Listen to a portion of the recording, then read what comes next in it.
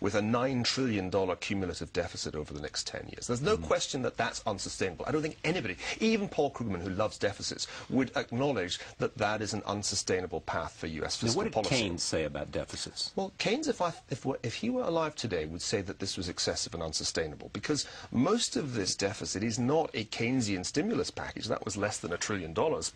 Most of it's a structural deficit, because the United States spends much more every year, regardless of whether there's a boom or a bust, than it raises in taxation. So this can't be justified in Keynesian terms. It's a fundamental crisis of public finance, which the political class in Washington seems unable to address. And that's the problem. They do not have the political will to do that. It is a question of political will, because the underlying strength of the U.S. economy is almost certainly greater than that of the British economy in 1945. But public finance, and this is one of the points I try to make in The Ascent of Money, can trump your economy, even if you have a wonderful workforce, tremendous natural resources, and all the rest of it.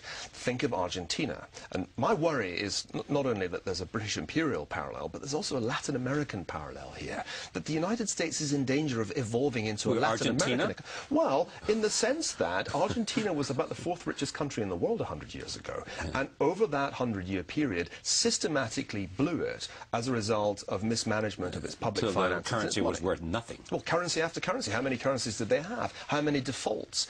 The United States is on an unsustainable fiscal path. And we know that that path ends in one of two ways. You either default on the debt, or you depreciate it away. You inflate it away with your currency, effectively. So we're running out of money. Reserve currency. We run out of money because... Well, you can end up with too much money, or rather the opposite. Well, we run out of money because, A, because it's worthless, and the more you print, it's worthless, or you run out of money because, you know, you've got all this debt and you can't service the debt. What you run out of is credit. Remember, the United States relies on foreigners who currently hold half the federal debt to finance its borrowing habit.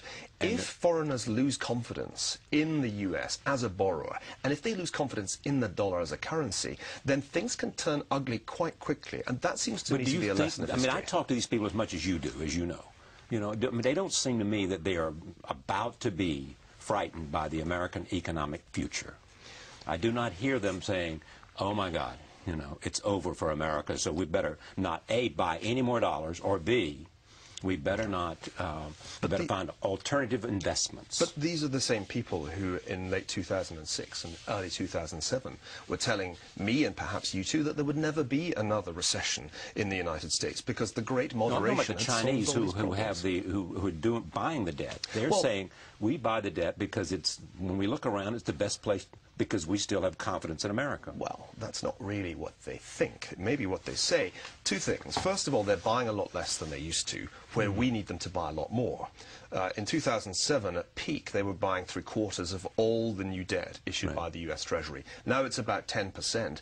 We're issuing much, much more, and they're buying much less, because they feel that $2 trillion is about enough, really. I mean, if you look at their international reserves, which are predominantly held in dollars, they have a huge amount. It was about $1 billion a day for a while. It was an extraordinary amount of money that was flowing from China to the United States to finance our borrowing habit. So we could buy their goods. So we could buy their goods. It was vendor finance, if you like. And it worked well for a time. But I always argued that Chimerica was unstable. That's why it was called Chimerica. It was a pun on the word chimera. And I think it was a chimera, and I think it's proved to be, certainly from the vantage point of the United States, I think it served China much better than it served the United States. They have been growing their economy at 10% a year. They're on track to overtake us by 2027.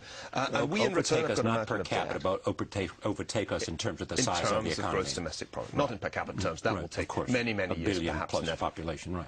All right, so you think that'll happen when? 2030? Well, I'm only quoting Jim O'Neill of Goldman Sachs, whose projection was that in 2027, and I always joke on April the 14th at 2:30 in the afternoon, China's GDP would exceed that of the United States. But it's credibly in that ballpark, and that's a real historical moment. There hasn't really been a point in the last century when anybody looked like doing that. A few people thought Japan might in the glory days of the 1980s, but I think the Chinese Chinese challenge is a more credible one, not least because of the sheer size of China, but also because they do have a model that seems to deliver, even if it delivers at the expense of others. And that's why I think their currency policy is a real source of concern. But you also argue about China, that as their economy grows, their politics have to change, and they're unlikely to change, and therefore when the game looks bad for them, they're going to turn nationalistic, and then the problems become an aggressive China. I think this needs to be a concern as the Chinese leadership changes. The next generation of Chinese leaders, I think, will be more assertive. And they have up their sleeve this wonderful trump card. If things go wrong, and they may, I mean, let's face it, every Asian economic miracle is punctuated by at least one financial crisis. If things go wrong, they can call on a formidable popular nationalism. That's a sentiment which we know as historians can always be called upon when the going gets tough economically, which it will sooner or later for China. But your premise is based on two things. One, the Chinese political system will not change, A, and B, the United States will not have the political will to deal with this deficit. Yeah. Now, I think both of those are reasonable assumptions. On this very same program that you're on, the director of the Office of Management and Budget says that we will take the deficit of 2009, and by 2012-13, we will have it. So by the time this president finishes his first term, we will cut the deficit in half.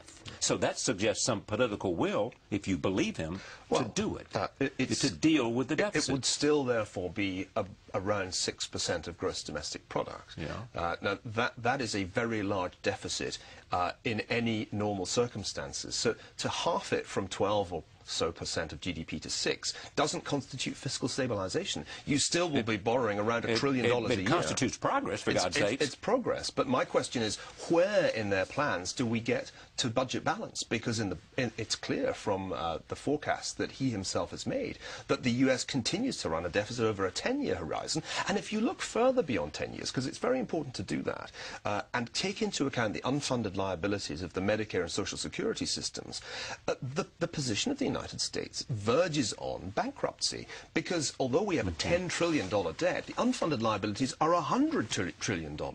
And that's something that it seems to me one can't lightly dismiss. Warren Buffett, as we speak today, made a huge multi-billion-dollar, $30 to $40 billion investment in railways, saying this is my confidence in the American economy. Well, good luck to him. Well, he's knows something about economies and investments, doesn't he?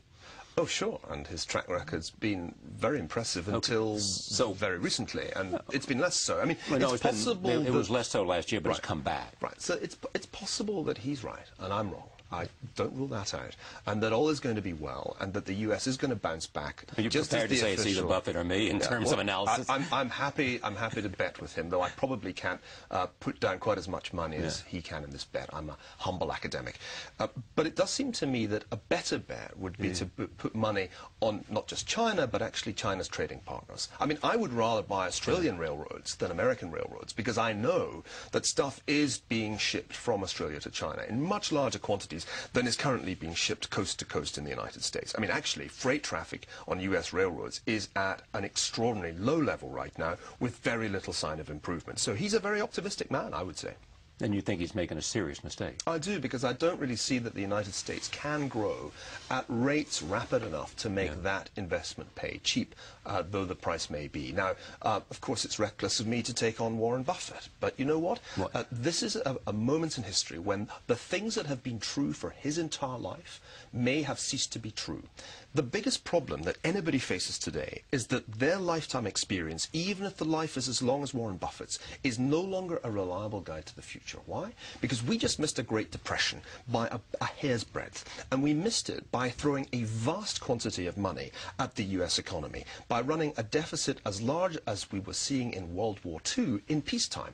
Nobody knows whether that will create unintended consequences that will ultimately slow the economy down. My instinct is that it will. Okay, the question, let me just go to a little tangent real quick. Was that the wrong thing to do?